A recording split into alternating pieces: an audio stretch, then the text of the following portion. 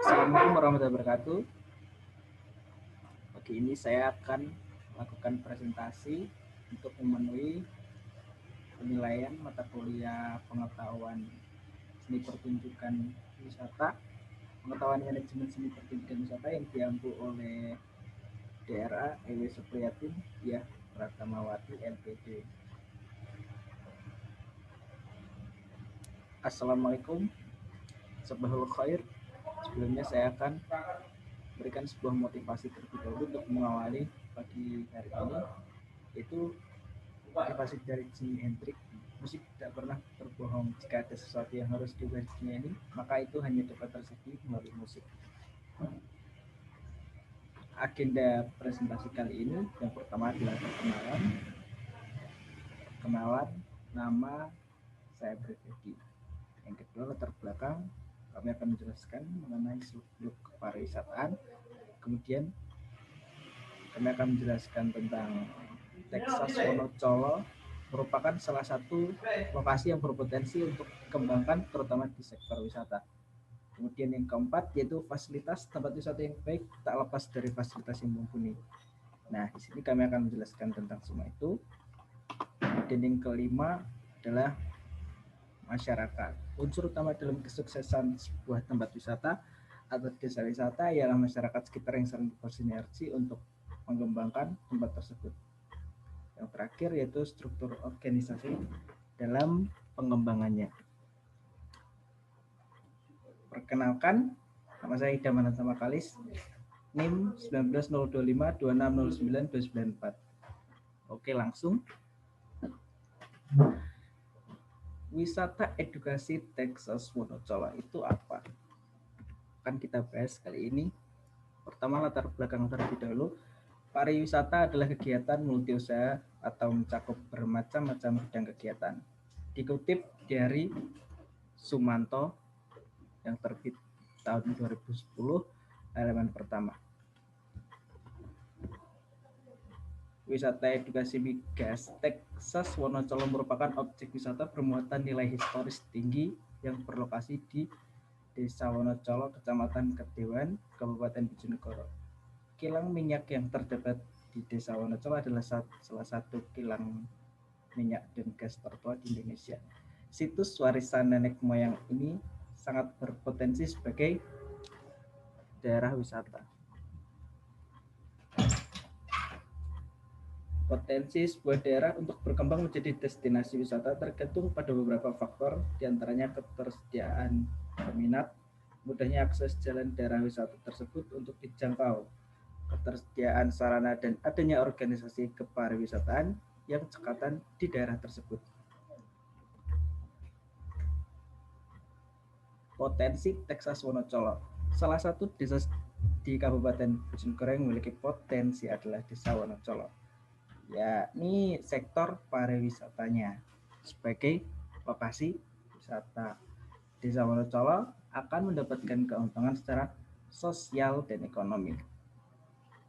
Secara sosial, keberadaan desa ini dapat memberikan sajian edukasi kepada masyarakat umum untuk belajar secara langsung mengenai potensi migas, dan secara ekonomi, desa wisata ini dapat menumbuhkan aktivitas perekonomian masyarakat sekitar. Salah satu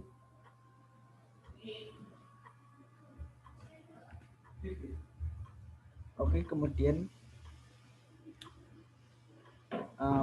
wisata alam yang diberi nama Texas Wonocolo ini mengangkat konsep sumur tua minyak.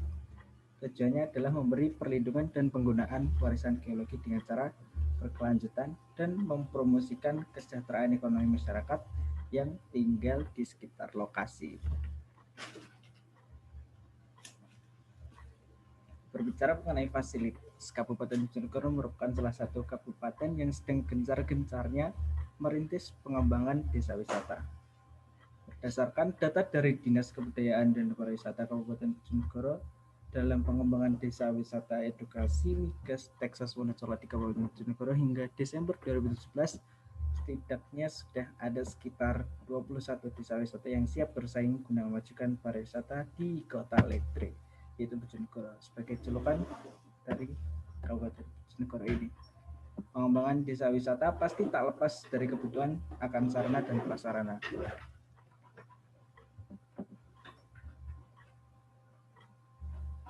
Mengenai keterlibatan masyarakat. Masyarakat adalah salah satu unsur utama dalam pengembangan desa wisata ini. Yang pertama, pemeraksara. Masyarakat memiliki kontribusi dalam memberi input berupa ide, tenaga, dan lain sebagainya dengan satu tujuan, yaitu untuk pengembangan desa wisata tersebut.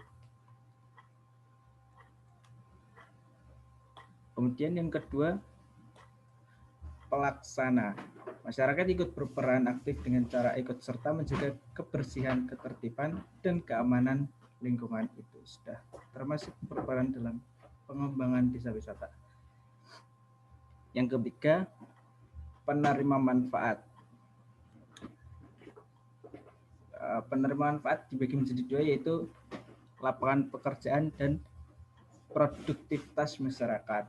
Yang pertama, terbukanya lapangan pekerjaan di bidang jasa seperti pemandu wisata, jasa pemotretan, jasa transportasi dan akomodasi, dan juga jasa parkir kendaraan. Kemudian produktivitas masyarakat akan meningkat di bagian produksi cenderamata atau apapun. Kemudian struktur organisasi dimulai dari penanggung jawab, ketua, sekretaris bendahara, dan sisi lainnya. Selanjutnya saya akan menjelaskan job desk dari struktur organisasi ini. Job desk organisasi yang pertama, pengawas.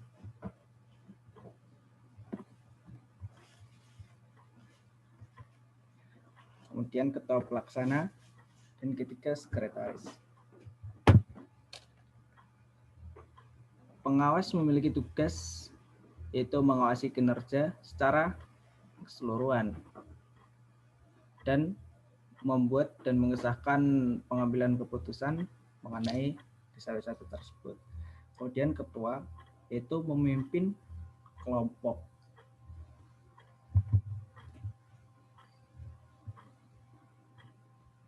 Memberikan pengarahan, mengkoordinir berbagai kegiatan, penanggung jawab keuangan dan pelaksana kegiatan, serta memimpin diskusi-diskusi. Yang ketiga itu sekretaris, penanggung jawab kegiatan administrasi, notulen setiap kegiatan. Yang keempat bendahara, penanggung jawab keuangan.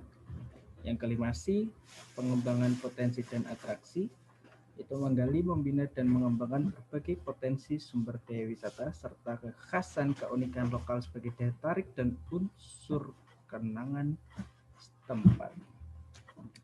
Yang keenam humas, itu penanggung jawab hubungan organisasi dengan orang penting maupun dinas-dinas terkait serta mengembangkan informasi kepariwisataan. Yang ketujuh pengembangan sumber daya manusia, yaitu mengembangkan kemitraan untuk kegiatan pelatihan pariwisata bagi anggota dan masyarakat, termasuk keramah tamahan, pelayanan prima, dan sebagainya. Selain itu, pengembangan sumber daya manusia juga mengikut sertakan anggota kelompok dalam penataran, ceramah, diskusi yang diselenggarakan oleh lembaga atau organisasi wisata. Selanjutnya, keamanan dan ketertiban, itu membantu upaya penciptaan ketertiban dan keamanan di sekitar lokasi wisata, bekerja sama dengan pihak keamanan, bertanggung jawab kepada ketua kelompok. Kemudian akomodasi, menyiapkan sarana dan prasarana akomodasi bagi pengunjung desa wisata, mengatur penempatan akomodasi bagi pengunjung, memantau dan mengawasi fasilitas sarana dan prasarana di desa wisata. Yang terakhir adalah anggota. Anggota merupakan unsur terpenting dalam sebuah organisasi. Apabila pengurus diibaratkan sebuah tiang dalam sebuah kerangka bangunan, maka anggota merupakan tembok dan atap yang akan menyempurnakan bentuknya. Bangunan tersebut ialah organisasi ini. Sinergi antar pengurus dan anggota yang baik sangat berpengaruh pada kinerja yang maksimal dalam sebuah organisasi. Terima kasih atas perhatiannya. Apabila ada pertanyaan terkait bisa mengirimkan email, dan sekian.